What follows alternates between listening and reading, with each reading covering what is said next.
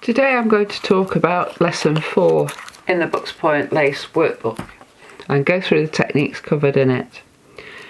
For this you need 21 pairs of bobbins plus 1 pair of gimps. The thread I use is this Finca size 80 and the gimp is Finca Cotton Pearly number 8. I'll just mention the pins as well while we're here. These are the pins that I use. They are 1 1/4 inches long and 0.5mm thickness. The reason I use these are the nice fine pins. You can use brass or steel. I'm using the steel ones. And you want the fineness of the pin to give you the nice fine picots on the edge of the... So this is the sample we're going to make today, and this is the pricking we're going to use. We're going to start on this diagonal line and straight away put the gimp in and start working the honeycomb. We'll do a tally in ground. We'll also look at the valley of the headside, and then I will do a second repeat and show you the Mayflowers, which is what these cloth stitch blocks are known as within Books Point. We're going to start on this edge with a false picot. So to start with a false picot, we put a pin in the hole we're going to use and we hang the 2 pairs on in open formation astride each other and put 5 twists on one of the pairs and then work a cloth stitch, and that is a false picot. Having worked the false picot, we're going to hang 1 pair on a temporary support pin and work both pairs through this first passive. The second one through will become a passive. The first one through will become a pair that enters through the gimp, which we hang on a second pin, to work the honeycomb inside the gimp. 2 twists before, 2 twists after. Hang another pair on a temporary pin and take it in through the gimp, and then work honeycomb stitch, half stitch and twist, pin, half stitch and twist. You can then drop both pairs off that temporary pin and tension it up, and at this point we can drop that one down just very gently, and those are now set up for this honeycomb within the ground here. Next we're going to add a pair between these 2 passives to become the next picot in the outside line. So just hang it on a temporary support pin between the 2 existing pairs. Take the inside one of the 2 pairs through the new pair and through the edge pair in cloth stitch, put your 5 twists on and work a picot. You do have to drop it off that line, and if you pull the pairs to the back, which you can't quite see, just let me zoom out for this. Pull the pairs to the back when you tension it up, it slides it into place, and then work your picot.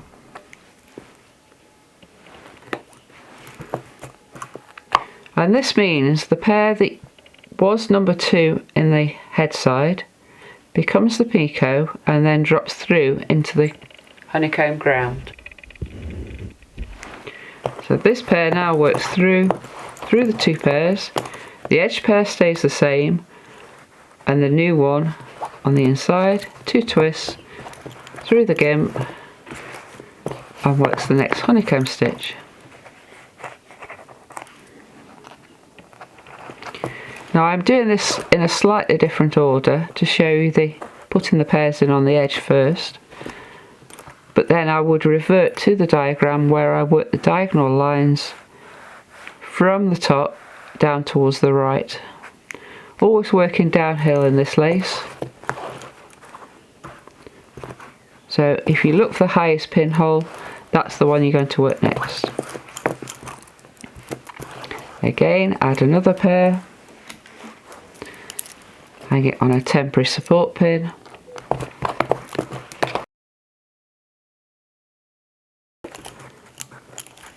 Put your 5 twists on, take your pin and pull it to the back and put your picot in.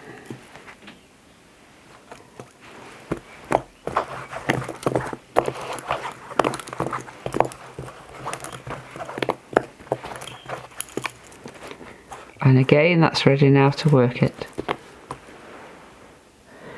You do this 4 times, you've got another twice to do. I'll do this off camera and then I'll come back to doing the honeycomb. I've now got the 4 pairs in for the picots on the edge there, and you'll notice we're now at the vertical line on the edge. So we'll leave that for a moment and we'll work over to the right hand side of this honeycomb shape. We're going to add more pairs in for each honeycomb stitch. So again, you're hanging it on a temporary support pin, taking it through the gimp or the gimp through the pair, and work a honeycomb. And you're going to do it all the way down this line. And each time you've worked the stitch, you can drop it down off the temporary pin, put it back in, ready for the next pair.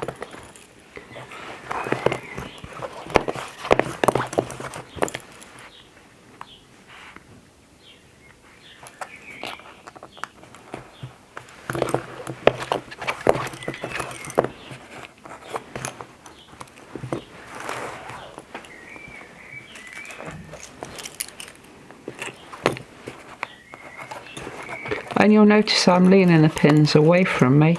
This also helps with your tension. The outside ones should be leaning away from each other. The middle ones should be vertical, but at the start you can lean them back a little bit. And this helps with the lace not riding up the pins, which a lot of people get a problem with. You still do sometimes get the problem, but it reduces it a lot.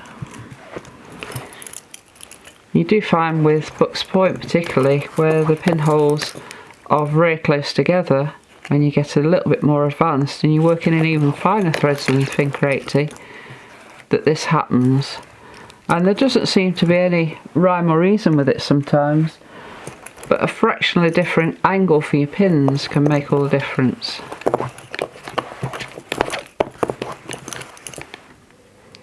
One more pinhole to add pair for on this honeycomb.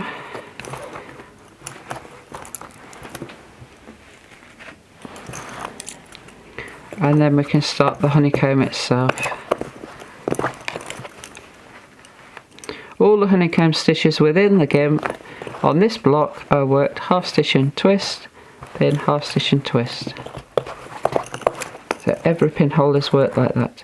Now if you refer to the diagram in the book, I've now done pins 1 to 7, which is the long straight line diagonally from the top to the right. And you'll notice now, when you look at the pinholes, you have a continuous line, which is the long line, and then you have a line with alternate pinholes missing. And what happens, you now have to take a pinhole from the left and a pinhole from the right above this pinhole for this next one.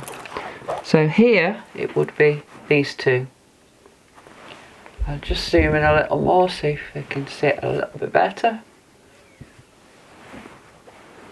So you've got a pair line from just above and one just to the right of it, and these are the two that will work that pinhole. The next two will work the next one. So it's slightly different, it's not coming from left and right as you would normally. And this forms nice oval holes if you do it correctly. Again, half stitch and twist pin, half stitch and twist, right throughout this block. And you get to the bottom one, and again it's the same.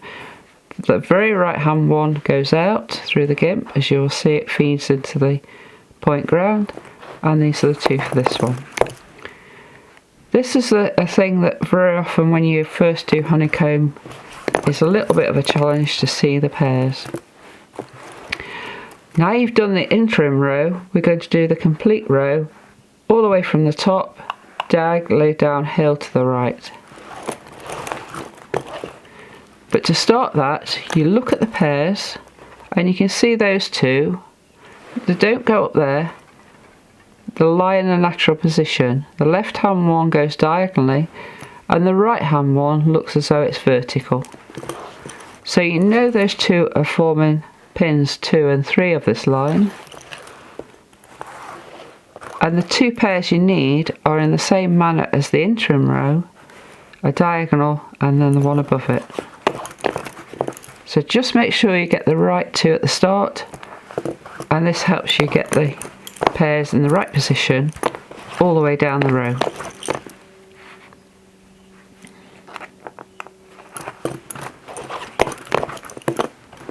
And you will see now you've got nice oval shape forming.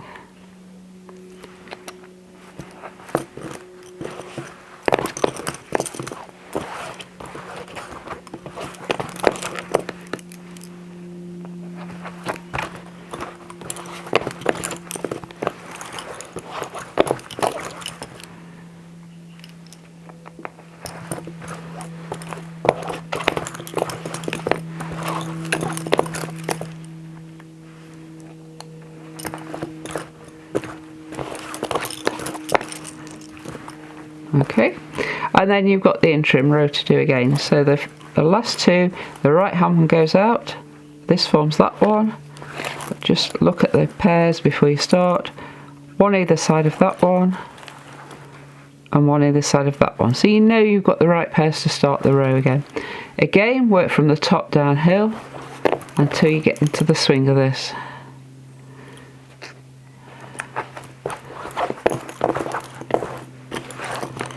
And each time you're not actually connecting this row, they're connecting from the previous row.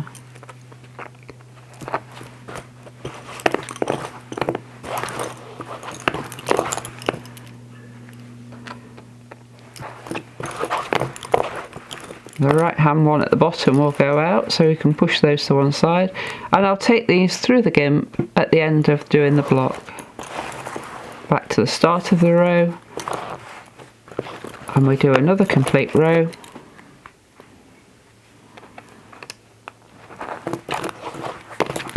As long as you get the right one at the start, you'll get the right one all the way down.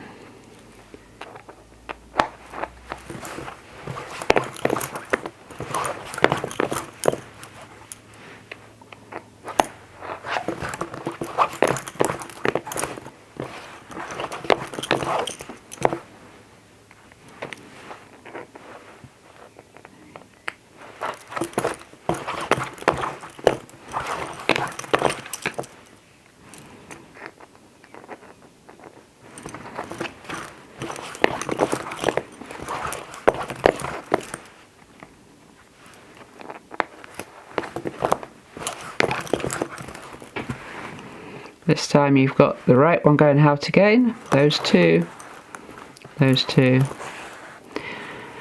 Now this one here, this row, you have to take the first one out to do a picot before it comes back in to do the next one.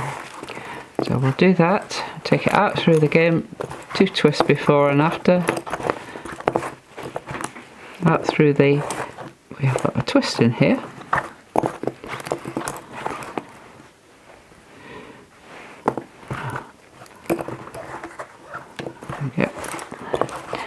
Out through the headside pairs and work the picot.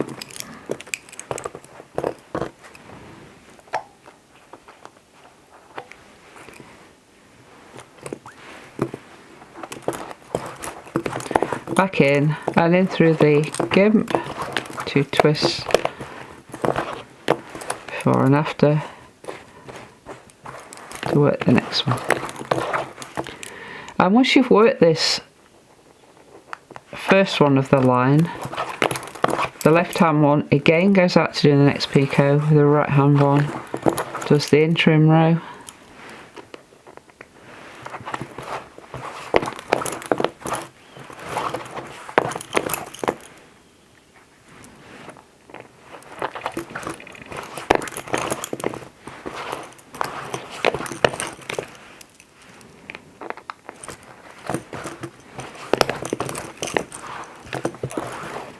Okay, so we now come bring this one back out, do a picot and back in. So on the head side, on the straight bit, you have the pair going in and out to do picots between picots and honeycomb stitch. And if you look at the diagram in the book, this will show you a little bit further.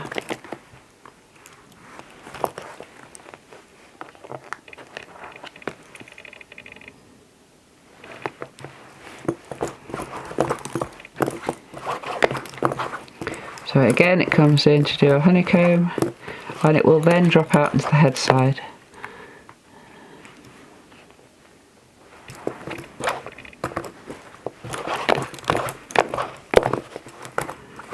I've just taken this out there so it's out of the way, and we complete this line of the honeycomb block. And each time you've done the pin, the left hand one will go out into the head side.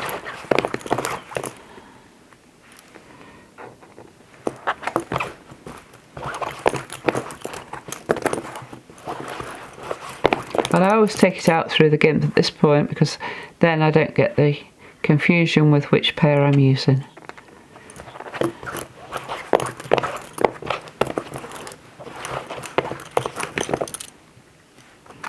And that's the honeycomb block finished. I'll show you in a moment what happens with all loose pairs on the head side. We bring the gimp from the right hand side, again through all pairs, making sure you've got 2 twists on before the gimp, and take them all through, and then all the pairs are coming out into point ground. So that means you need to put 3 twists on all of the pairs, cross the gimps at the bottom, and then go back and put 3 twists on each of the pairs.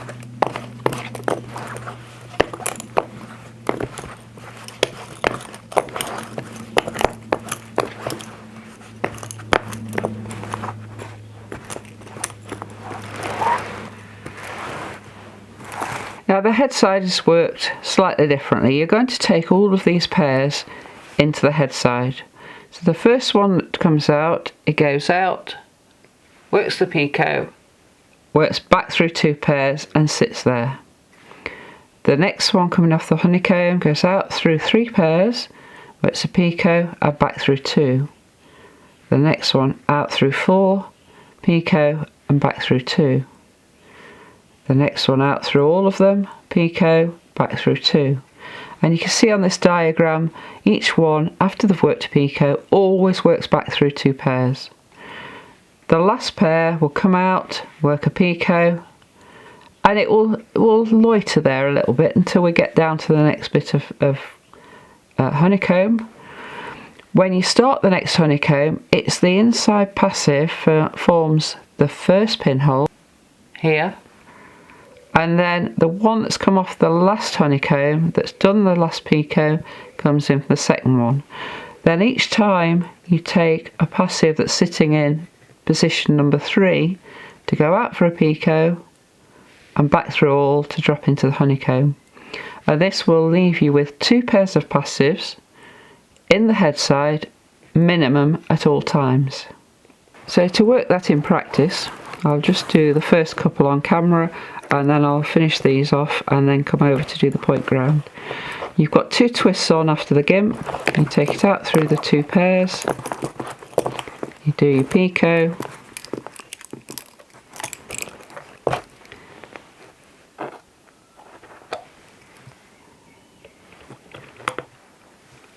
And then you break the thread.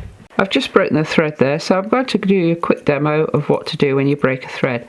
Fortunately, I've got an end long enough here to fasten it onto.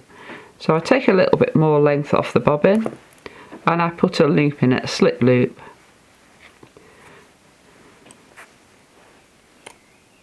Like that.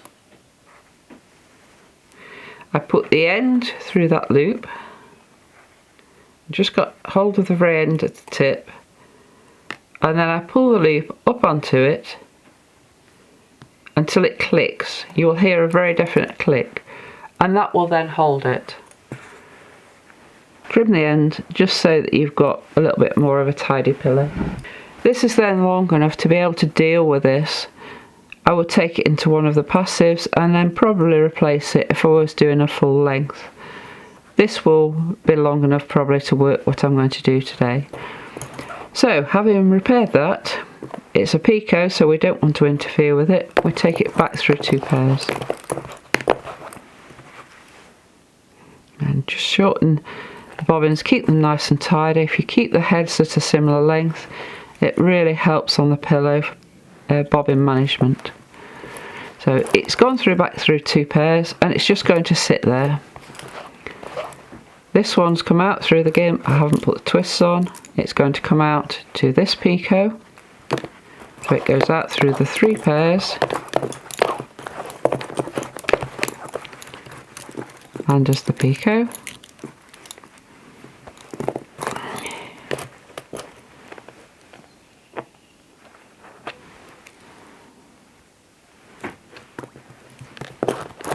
And again back through 2 pairs.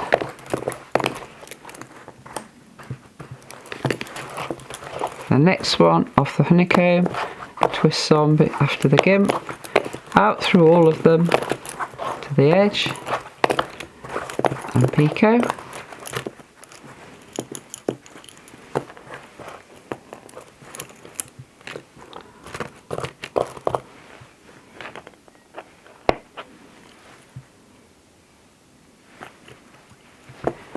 And back through 2.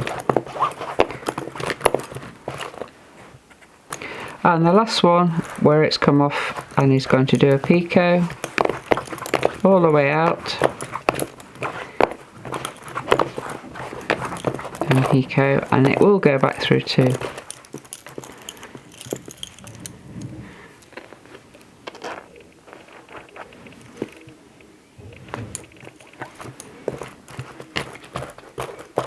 And tensioning each time. Now for those of you that are very observant, you'll have noticed I've actually got a pinhole in the valley here, which is on this pattern, but I changed the pattern before I published the book. So I'm ignoring this pinhole. I didn't include it in the finished edging. This is the one that will come out and do the picot there, but drop back into position 2. So we can leave that one for now, just put the twists on and we'll come back to that later. We're now going to continue adding pairs in for the point ground over on the right hand side. Again, I'm just going to hang them on a temporary support pin and work the pinholes down here. So just to set up the point ground, we're just hanging them on a temporary support pin and working half stitch and 2 twists to add each pair in. And once you've done the stitch, you can drop it off.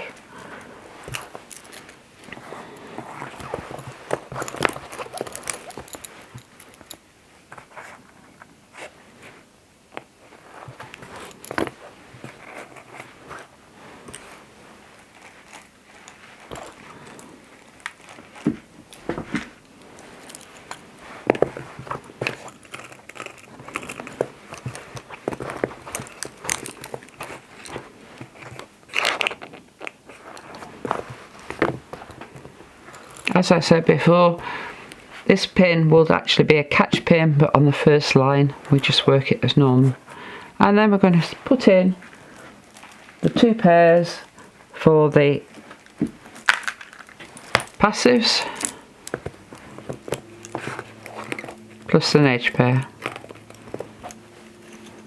and these are going to hang side by side.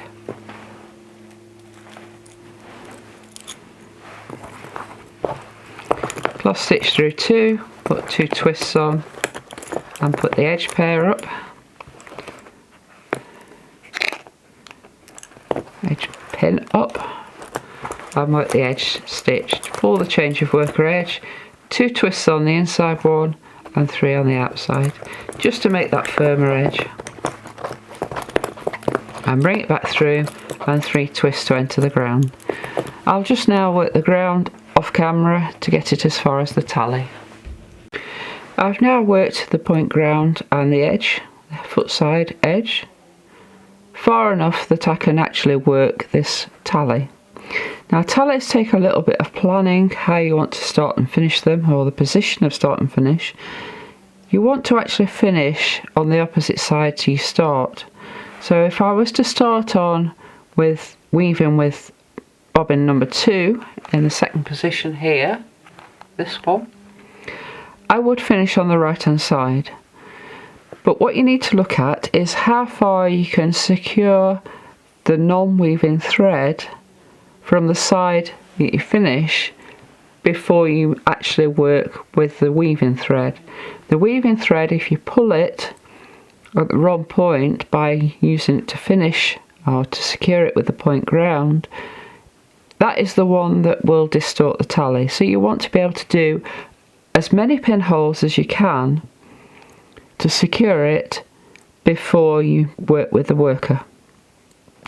So in this case, if I finish with the worker on the left, I can do a whole row of point ground with the non-worker, the non-weaver, before I have to do anything here. So that's the position I want to finish. I want to finish on the left because of the longer row of ground, which means I need to start weaving on the right with the bobbin number 3. So to do this, I lengthen that worker. I'll just zoom out so you can see the position of the bobbins a little bit more and hopefully understand it. Bobbins 1, 2 and 4 will be shortened slightly, and this very much depends on your hand size. I'll shorten them quite a bit to get them on the picture frame, and you'll be able to understand it easier hopefully. I move all the rest of the bobbins out of the way. And bobbin number 3 is going to be lengthened. And you do lengthen it quite a bit. You can see there I've got quite a lot of thread because weaving tallies takes up a lot of thread. And it's coming from position number 3, which lies over the outside one. So because it's over the out, it will go under the middle. And you literally weave under and over. Now tallies, to get them square traditionally, was 11 weavings, that's 2, and if you want to make them nice and square and consistent, you count them. 4, 6, making sure you don't catch any pins, 8, 10, and 11 will leave me over there. Now what I need to do is to look to see if I'm happy with that being square, and I think personally on this one it would stand 13. So what I would do now is to make a note on my workbook that I worked 13 weavings to make that square, and then I would repeat on every one. Put your 3 twists on, leave the thread on the left that's been the worker and the weaver really loose, and if you want to be sure, put a pin through your spangle just to secure it, and it won't pull it then. It's not too bad on this, I'm working on a flat pillow for the camera. And then work the whole line of ground to the right first.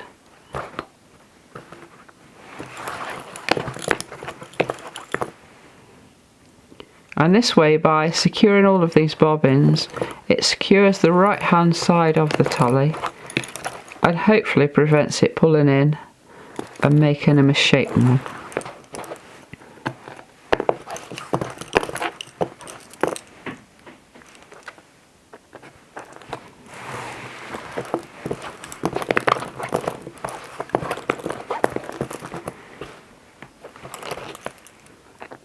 And I'd finished the entire row before I went back to the weaver.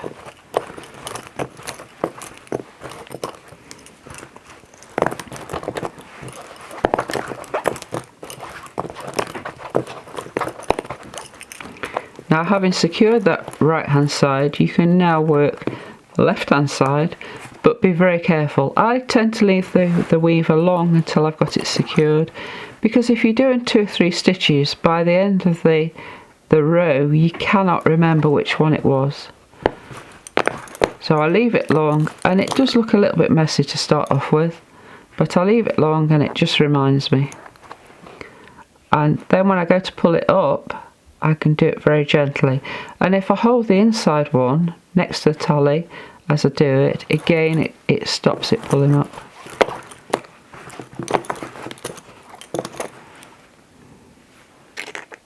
And once you've done those 2 stitches and you've secured it, you've got a nice square tally, you can then shorten it.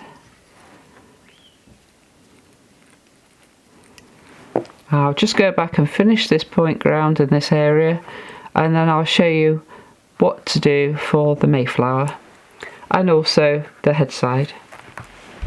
So we now go back to the head side.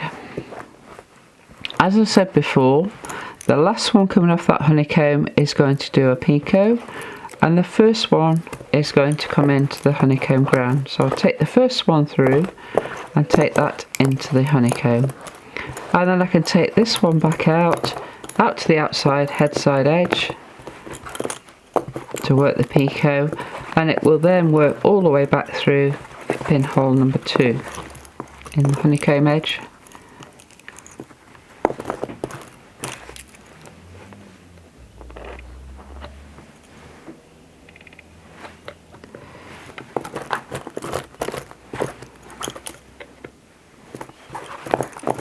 So that comes all the way back through all of these passes. Now some people get very worried about having a lot of passes and head sides, and you can quite regularly get 6 in there, even 8 in there. It depends on the distance between the picots and the feature it's coming into. It's nothing to be worried about, but when you do get onto more floral pieces, then you can start throwing them out and putting them back in. So now the next picot, we take the pair in position 3, this one, to work out from its passive position to the picot edge, work the picot, and then that drops into the honeycomb.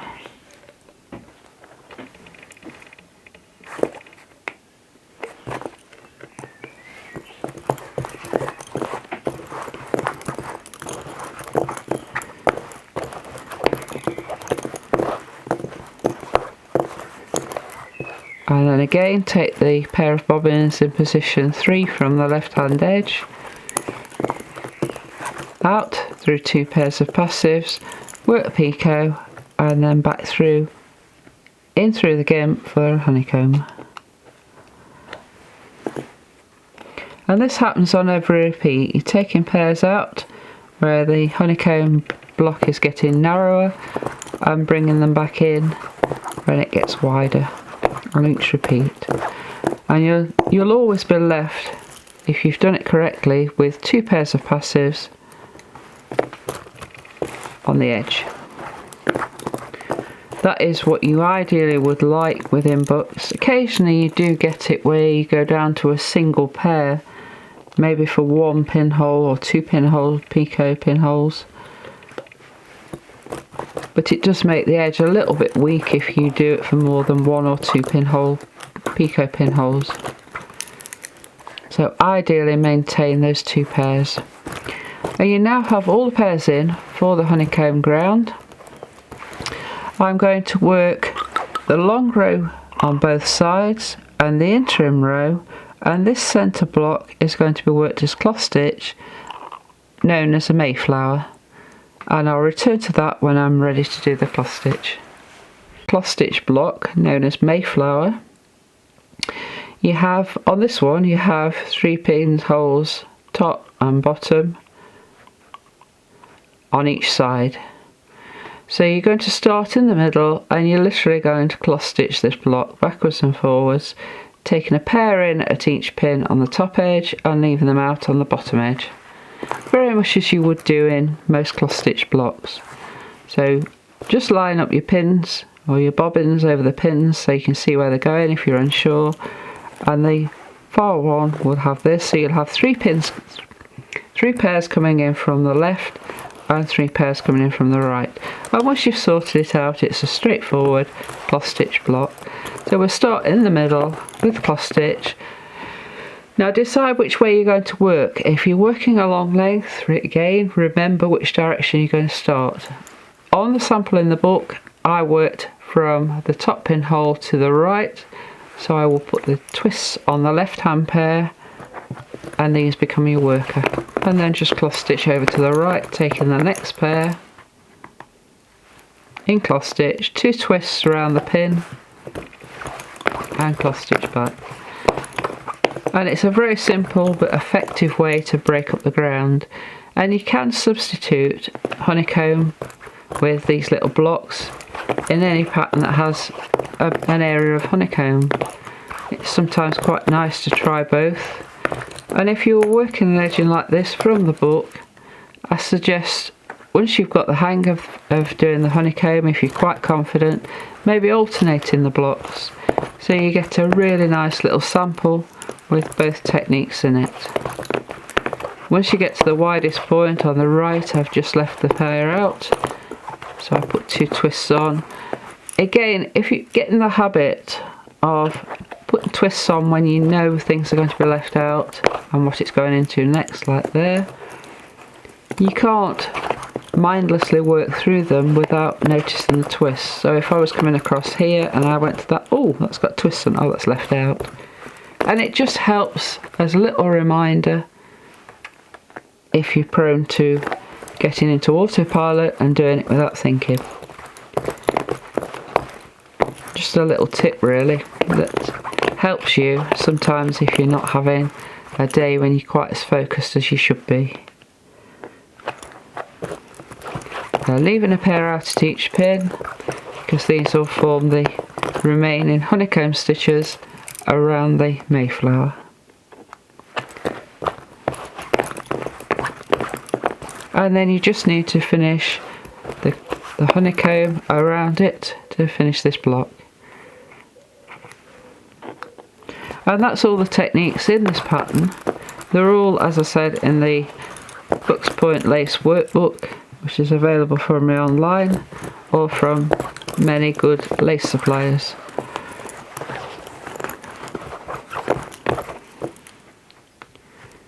Now if you just finish this block in the same way as we finished the first one, and then you take the pairs out into the headside, etc. I hope you've enjoyed this video and it's been helpful. If you've got any problems, give me a shout. I'm always happy to help.